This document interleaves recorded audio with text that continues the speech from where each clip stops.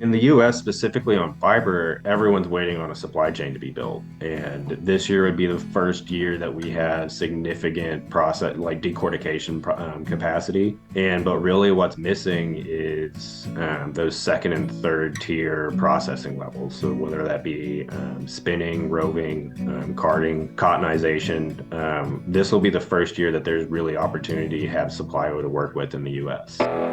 That's Seth Boone, Vice President of Business Development at PanXchange. This is the Lancaster Farming Industrial Hemp Podcast. My name is Eric Harlock, and today we're going to talk to Seth Boone about PanXchange, what they do, and how they do it. Plus, we'll take a deep dive into the recent report PanXchange published about the fiber industry. It provides an intricate snapshot of fiber in the U.S., how far the industry has come in just a few short years, where it's headed, the opportunities, the challenges, all that stuff. It's a very informative report that I think you're going to want to take a look at. We'll take a quick sponsor break and come back with a few nuggets of hemp news before hearing my conversation with Seth Boone from PanXchange.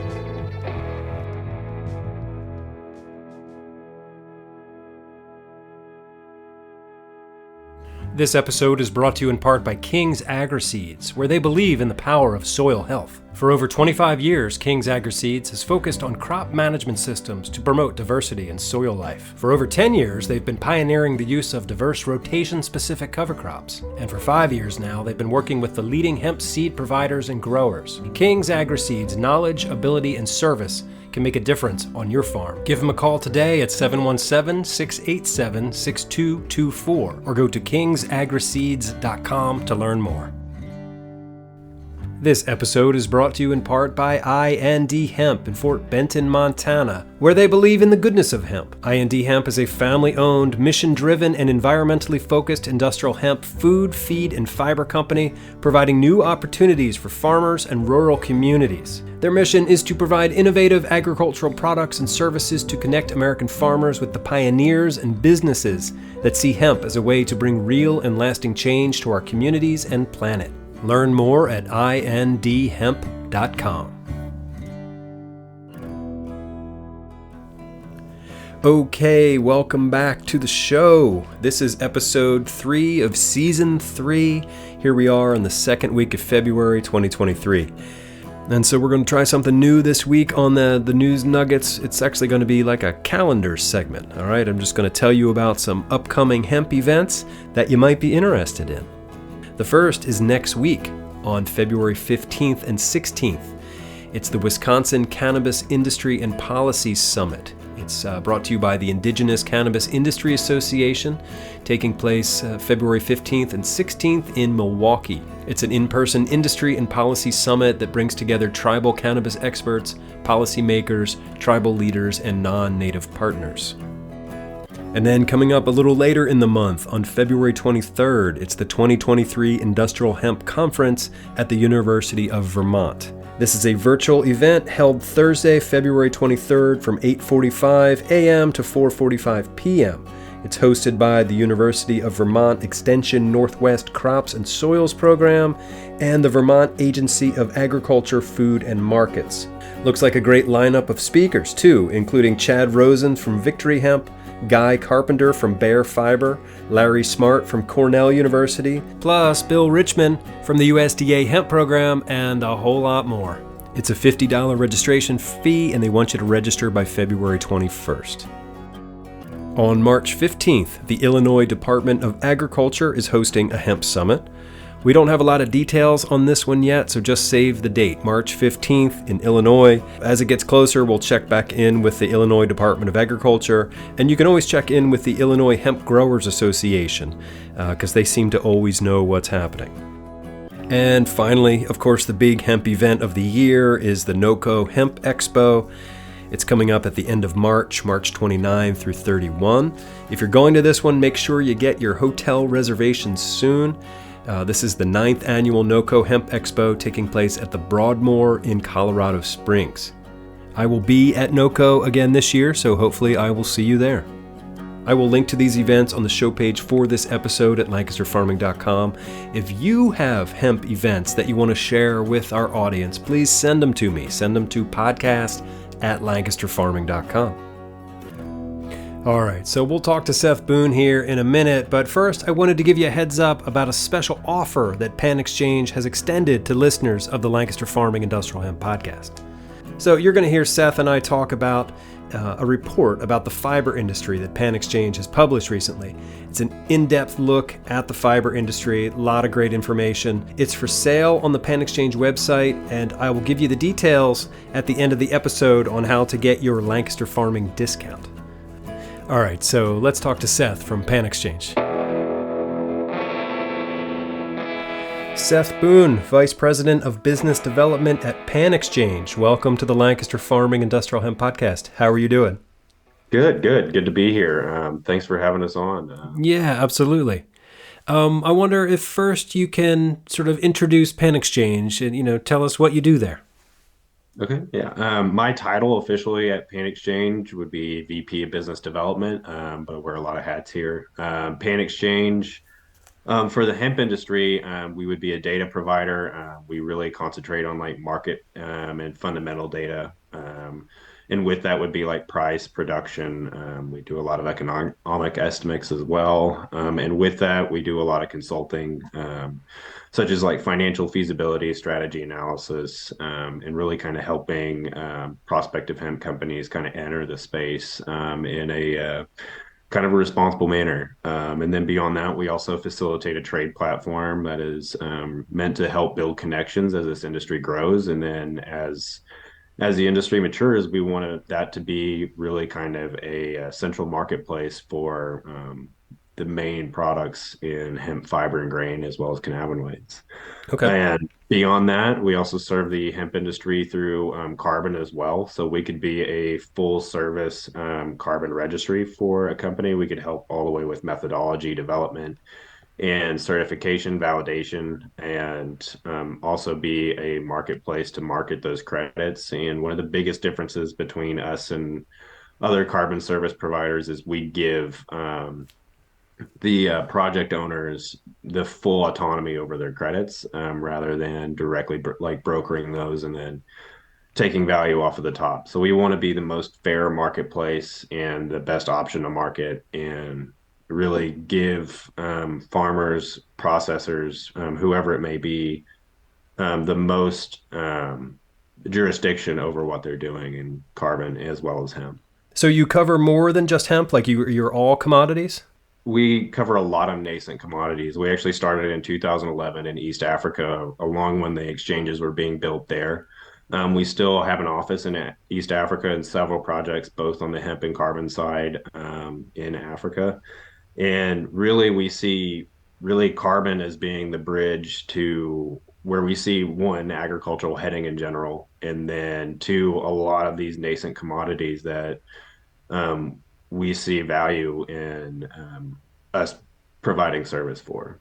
So whether that be pea proteins in several different emerging agricultural markets. Okay. Do you currently have hemp farmers or processors, like signed up for carbon credits? You're working with folks in the hemp space on that? Yes. Currently, yeah, we have several hemp companies, processors, and farmers in our program, and this will be the first year we're validating these programs and getting to actual carbon credits for both like soil projects and plant materials as well. Cool. Okay. So it's going to be a very exciting year, and honestly, in the hemp industry in general, it's going to be a very, very exciting 3 years. Yeah. Okay. You've recently published a report. I want to talk about that in a minute. But first, can you give me sort of a background on you? Like, do you have a farming background, finance background? Like, how did you get to where you are? Yeah, agriculture is by far my number one passion. Probably followed by like just wildlife management as well. I grew up on a ranch in West Texas. We were one of the first to actually implement regenerative practices, namely through grazing rotations, minimize grazing, and fun fact, like we actually built one of the healthiest native bobwhite quail populations in the nation. where both Texas A&M, Oklahoma State, and several universities have had actually come out and done studies because there literally is nowhere in the United States that has native bobwhite quail that are not domesticated in some way. Wow, that's super So cool. that's, and from that, I got my degree in agricultural economics from Oklahoma State University, and then went to grad school at Purdue University, and then my most of my career has been in feed grain and livestock production, and then also worked for StoneX as a commodities trader and broker from them, and then worked as an export trader for JBS for prior to coming to PanXchange. And really, what sold me on PanXchange is just really the hemp market is very, very exciting, and then being able to do my job has been a tremendous opportunity that I appreciate. That's cool.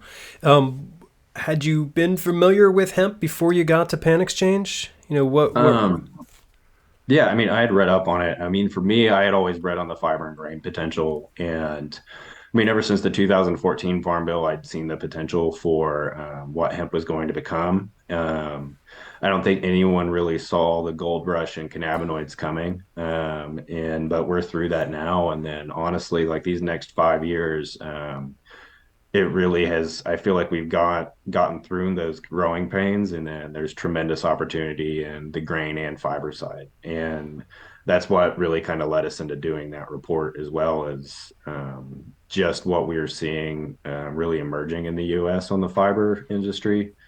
And then really just like the audience that we talk with, it seems like there's so many people really waiting on green lights to come in and tackle this industry. And then this provides like a really good scorecard to provide that information for those potential investors and Right. processors. Can you talk about some of those green lights? Like, what are they waiting for specifically? Yeah, I mean, in the U.S. specifically on fiber, everyone's waiting on a supply chain to be built, and this year would be the first year that we have significant process like decortication capacity. And but really, what's missing is those second and third tier processing levels. So whether that be spinning, roving, carding, cottonization, this will be the first year that there's really opportunity to have supply to work with in the U.S. And honestly, we really kind of need to show them that the green line is there for those levels, and then also in even more refined products like I mean, it's still going to be three years before like we're really ready for textiles and everything Yeah. else. And so yeah, that would be the basic. Okay. So yeah, getting to this report. So it was published in December of 2022. It's you call it the US Industrial Hemp Fiber Processor Capacity and Margins. First, can you give me sort of an overview of this report? Like what was the purpose behind putting it together, and maybe talk about some of the super high level stuff, and then we can dig in a little bit more. Yeah. I mean, the purpose of the report was to really show one where the hemp fiber and specifically fiber, where the hemp industry is right now, and what the immediate opportunities are, and then providing a 5 year projection on where we expect to be and what are going to be the challenges over the next 5 years. And so, and then also really providing kind of a where the where the end goal is, or where we see the U.S. hemp fiber industry really kind of ending up at the end of these 5 years.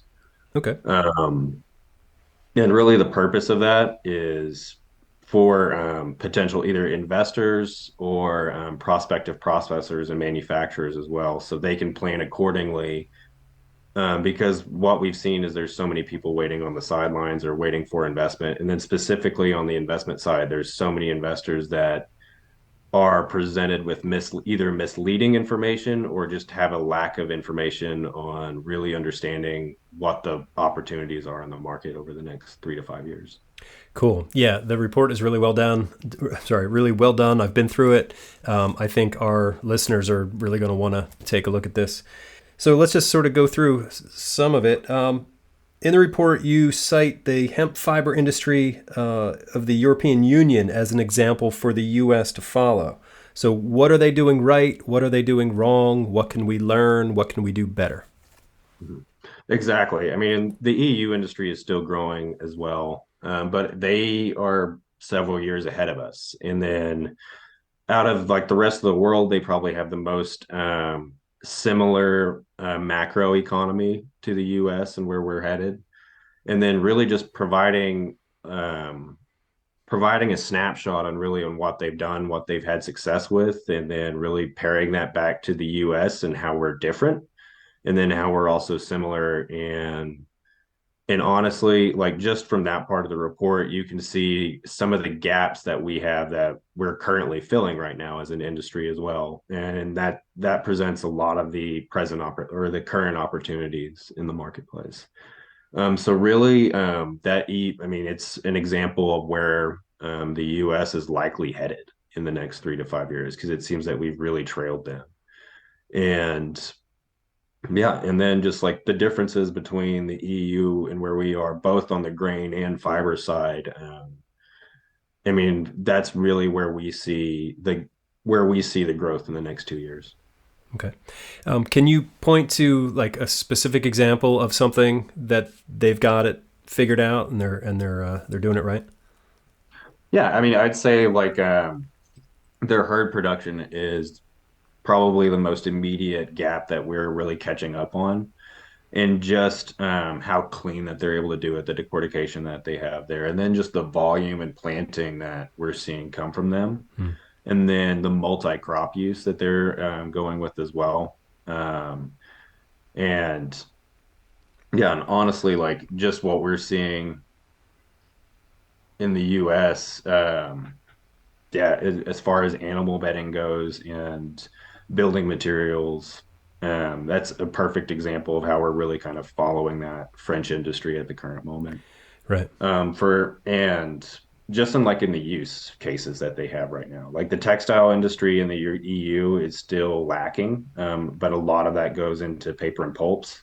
Hmm. And that's one of the things that we're really seeing expand here in the US is the use of pulping for non-wovens, papers, packaging, and several of those, I guess, not consumer-facing products that you don't really think about that often. Right. Yeah, you mentioned the herd, the French herd specifically. I know Cameron McIntosh from Amerishon Cast Hemp, a hemp builder here in Pennsylvania.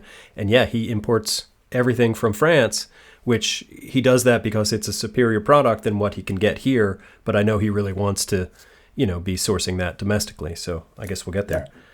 there. And I really see that coming together in the next year or two. Um, and because right now, like this would be the first time that we have decorticators able to produce that French quality herd. Right. Well, my next question is sort of an overview of the U.S. fiber industry. What is our processing capacity, and how is that capacity meeting production? Yeah. Currently, so I'd say in the past that there have been maybe a handful of processors, maybe 5 processors that have been working on proof of concept. And of those processors right now, like this would be the first year that they're really gearing up towards scaled production. Like you have IND, Global Hemp Fiber Processing, and then several others throughout the U.S. That are like ready for scaled production and having plans to plant the acreage necessary for that scaled production. But then right now, like there's 20 or so processors that are scaling into that right now. And over the next 5 years, hold on, let me just make sure I have the numbers in front of me. They'll be able to produce, like this is just one shift that'll be able to produce over roughly 180,000 tons of material in capacity.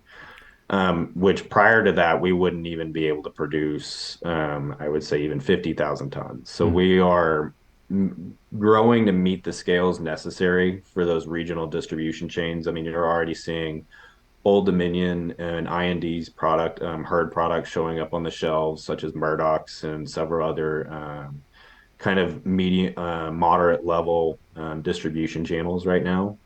And so, as far as like processor capacity, we'd be able to meet scaled production. And as far as like automotive industries and much larger scale applications, that's the type of scale that they need. And then, for example, like if we were to operate like full shifts, like we would be well over 1 million tons a year over What's the the next. acreage necessary to feed those processors? Like, and are we at that level yet? That actually will be the biggest challenge for the next 5 years, will be the fiber acreage necessary to meet that type of capacity and scale. There's several reasons for that. One would be definitely like the seed multiplication issue. It's a lot harder to multiply seed for fiber varieties. And then also, fiber varieties are the hardest to perfect right now. Yeah, that 188,000, which would be like the very minimum one shift, 5 days a week, that would be roughly 54,000 acres.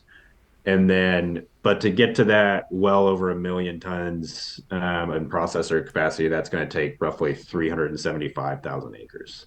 And for relevance, 2021 was the first year that we planted over 10,000 acres of hemp fiber.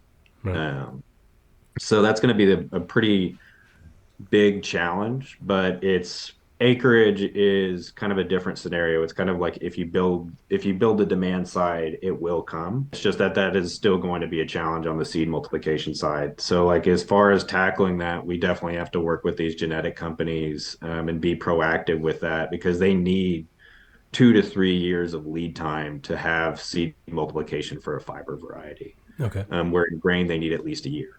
Okay.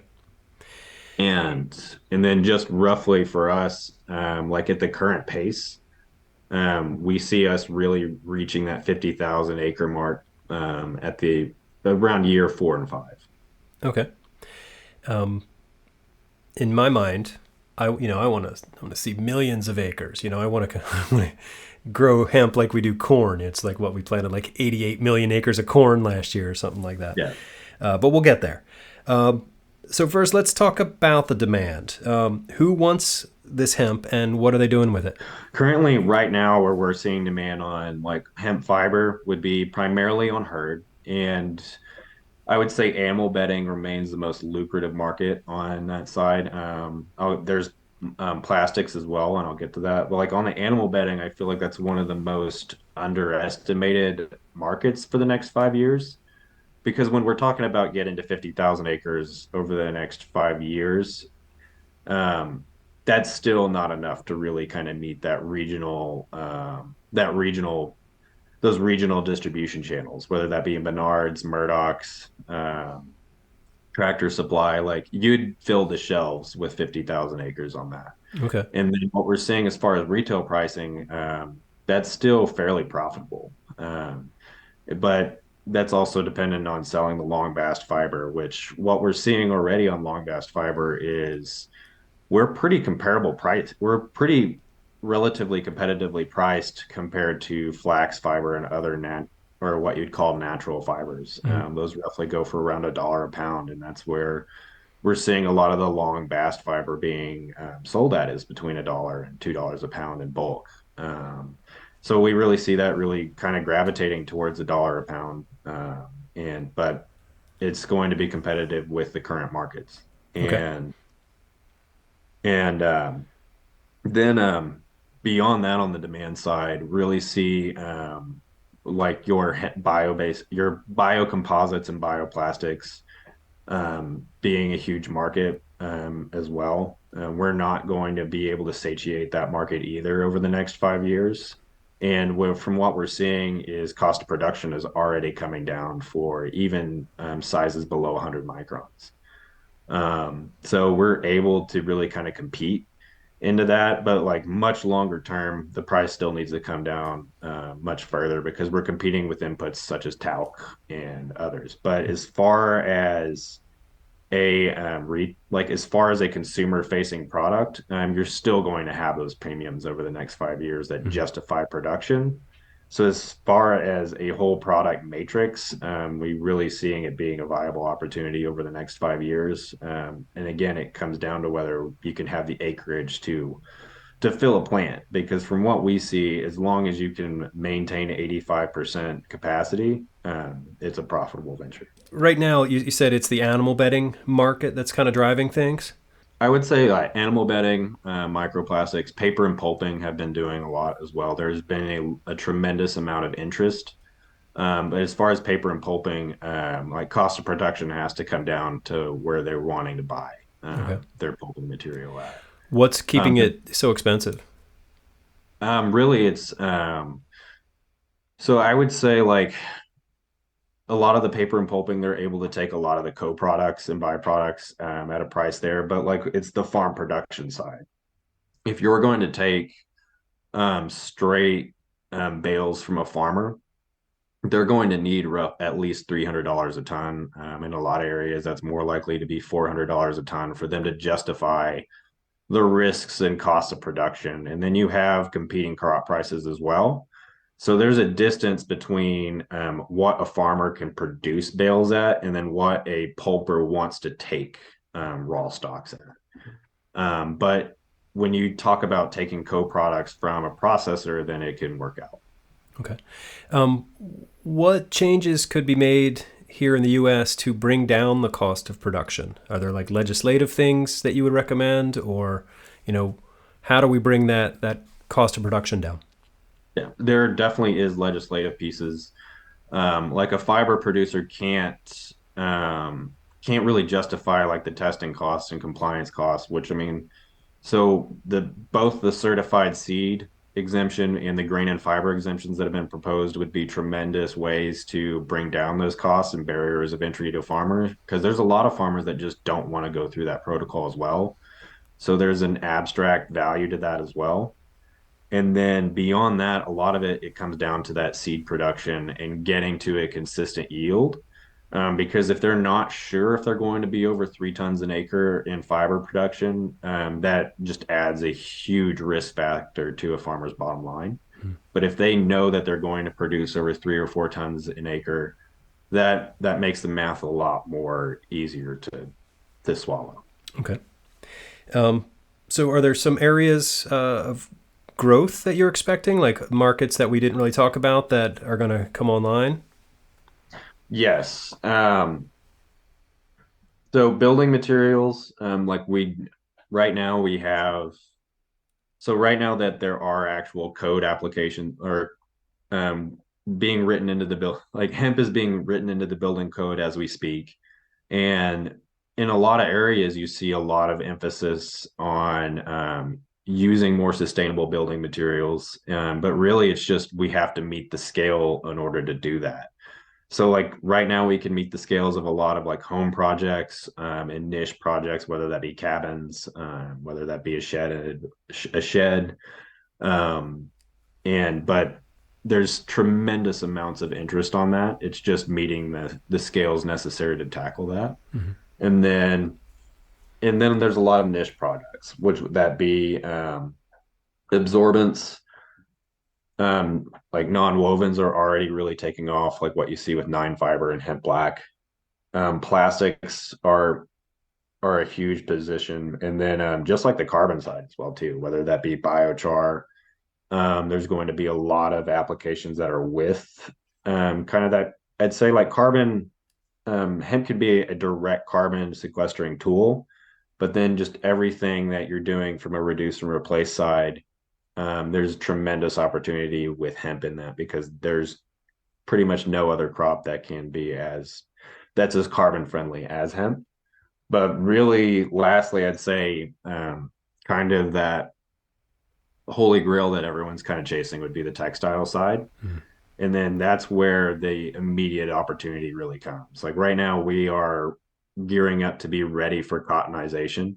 I would say you'd probably need to have the ball rolling right now. Would be a really good time to really kind of get ahead of the demand side of that because we're going to end up with some excess long bast fiber, and that seems to be a problem. Seems to be one of the hardest actual products to get rid of because we don't have the cottonization or the roving side of the industry yet. So there's opportunity right now for cottonization to come in, but still we're a long ways away from a functioning textile market here in the U.S. Yeah. But what we're seeing in I'd say like the Carolinas and that general area, there's been a lot of work being put into place And to you make think that. we'll be able to compete like with the Asian textile markets? I'm not sure if we'll be able to compete wholesale with the Asian textile markets. I would say it all depends on the mechanize it, like how much we can mechanize it here in the US. And I Mm-hmm. think that we will have at least like a scaled production here in the US, but I don't know if we'll have like the scale of the Asian markets. I think we'll be able to meet a lot of like the US domestic demand. But I'm not sure if we'll be able to meet like a lot of the foreign demand just because of the shipping lanes Right, and just how far ahead of us they are. right, right. But I think as far as like US demand, like we would be able to tackle a significant portion of that. Cool. So Americans, by nature, I think, are innovative. So where do you see like the most need for innovation here in the hemp space, or some examples of cool innovation that surprised you? Yeah, I mean, as far as cool innovations, I think like right now, then some of the coolest things that we're seeing is really like on the non-woven side, and then also on building materials, like some of the new binders that are coming out, like you've seen the hemp rebar as well too. There's extremely innovative projects coming out right now. And really, I think that's one of the things that's kind of holding hempcrete back is the binding. That is the binder that we use in that. If we have a binder that all of a sudden you can create a brick out of that is just as strong as a brick, which I've seen one of those. But we just have to scale that. And then I think all of a sudden building materials becomes a completely different equation. So And then what you're saying is like this binder would then make the hempcrete structural? yeah, it could be a structural product. And then if you include that with like the rebar side, yeah, I mean, I feel like that could be a structural building material at that point or a load bearing material. Wow, that's And amazing. then, yeah, that'd be amazing. And then also like on the textile side, I feel a lot of it comes with the innovations that are happening, like both on like non-woven, and you're like, yeah, your non-woven textiles. There's been huge innovations there, like you see hemp black. Um, and then beyond that, it would be really mechanizing like the cottonization roving and doing that in I guess, a sustainable manner. Okay. So you've got this great map in the report that kind of shows where the processing capacity is. Are there like regions of the country that, like in your opinion, are just better suited for processing, or just sort of talk about the geography of processing?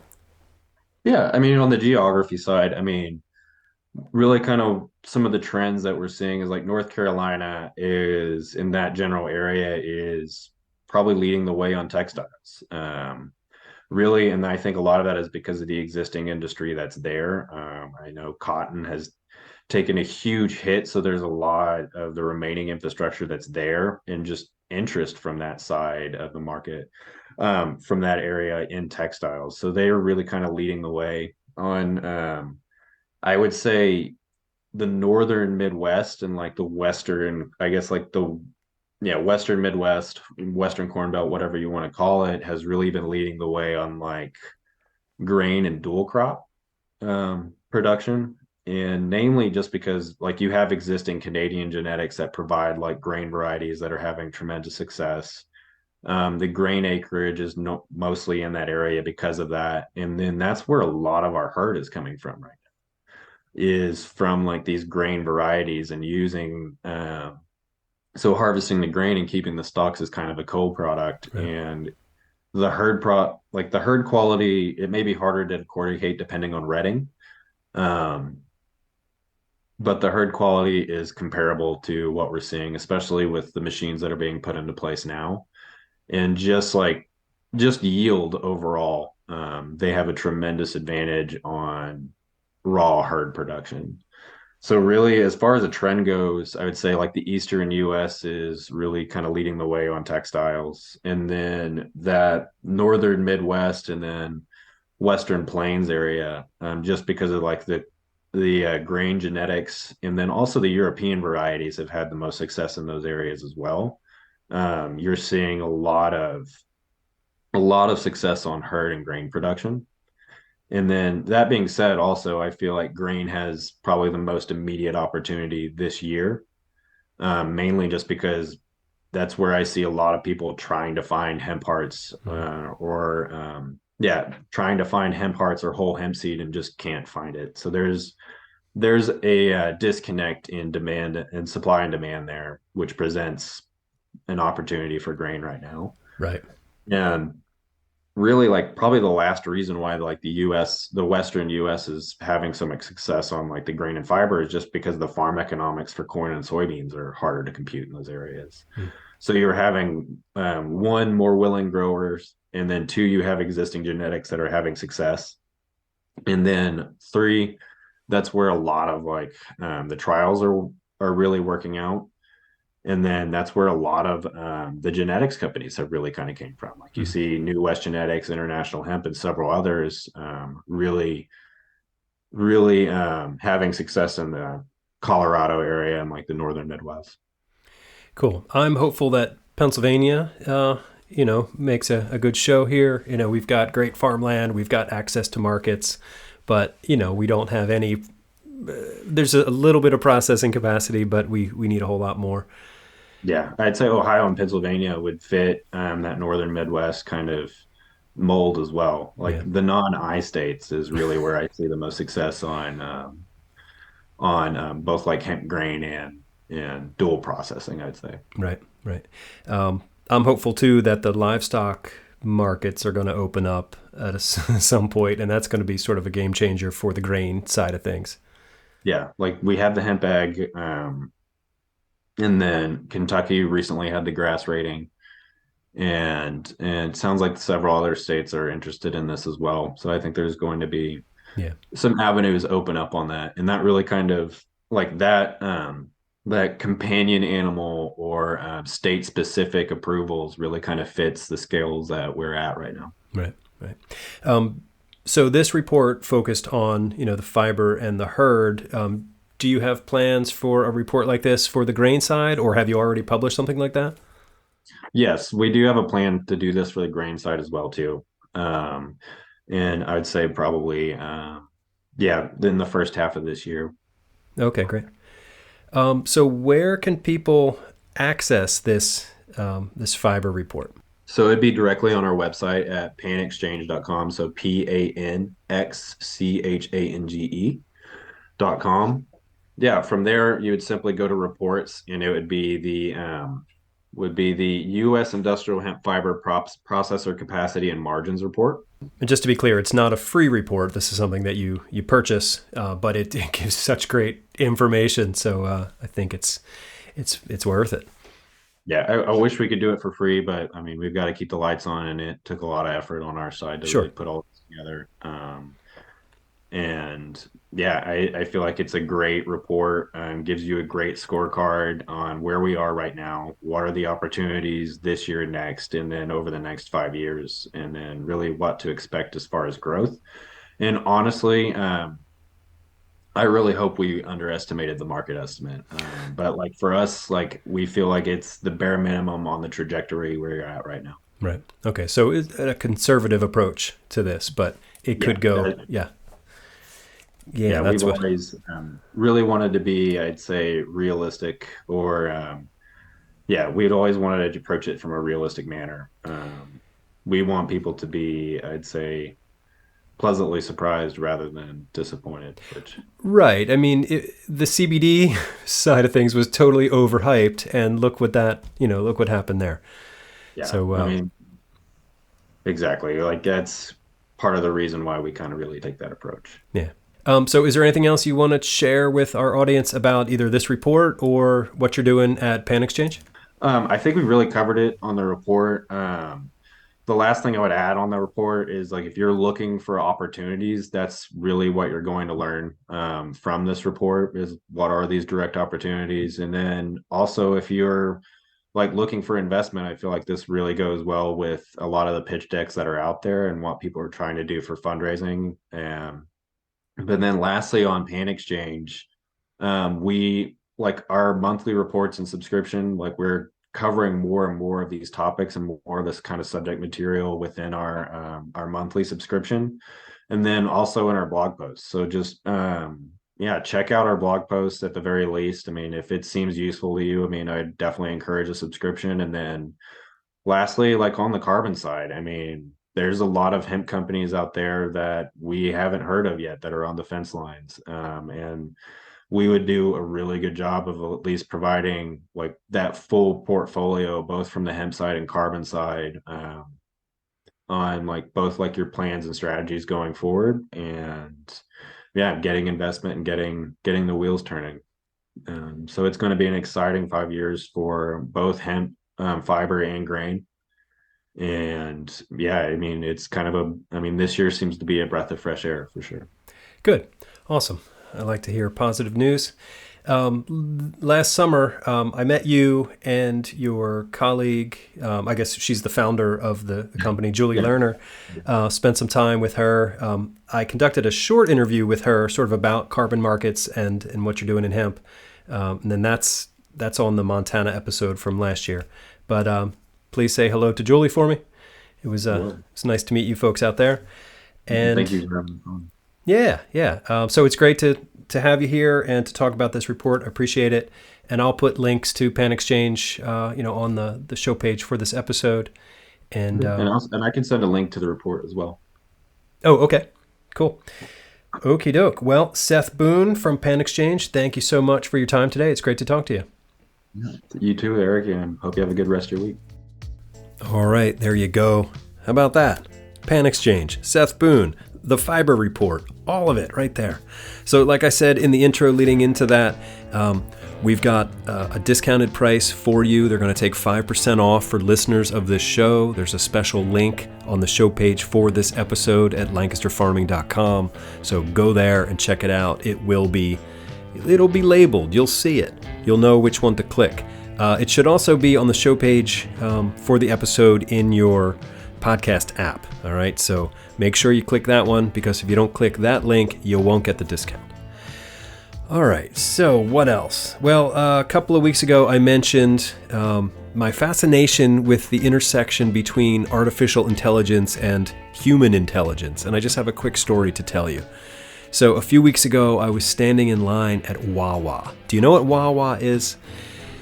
It's hard to explain, but essentially it's a convenience store, a gas station, whatever. It's sort of a southeastern Pennsylvania thing. So I'm standing in line at Wawa, and they've got these new, self-checkout computer things, right? And there's a ton of people in line for the self-checkout. And I'm standing there with my coffee and my pretzel, and I look over, and there's nobody in line for like the old school cashier person. So I just go over there, and it's a younger guy, and he's standing there, and I'm checking out, and I say to him, "How do you feel about the robots stealing your job?" And he sort of pauses a minute, and he looks around, he looks over at the people in line there, and then he looks at me, and he raises his fist in the air, and he says, "We shall defeat them." And that's the kind of spirit I need to see in more of us. All right, so cheers to you, Wawa guy. Yeah, I'm fascinated by this artificial intelligence thing, but I have to tell you, I am not on board for it. All right, so we'll continue more conversations about AI on future shows. So, wrapping up here, my name is Eric Herlock. I am the digital editor at Lancaster Farming Newspaper, the greatest agricultural newspaper in the world. Check us out online at lancasterfarming.com. You can sign up for our newsletter. You can get a subscription to our print edition, which comes to your driveway every week. And of course, you can click on that link to get a discounted price on PanXchange's fiber report. All right, so that does it for me. Until next time, I'll see you in the newspaper. Industrial hemp. Season 3, Episode 3 of the Lancaster Farming Industrial Hemp Podcast is copyright 2023 by Lancaster Farming Newspaper, part of the Steinman Communications family. Today's show is written and recorded, edited, and produced by Eric Herlock. The music you hear throughout the show is courtesy of Tin Bird Shadow.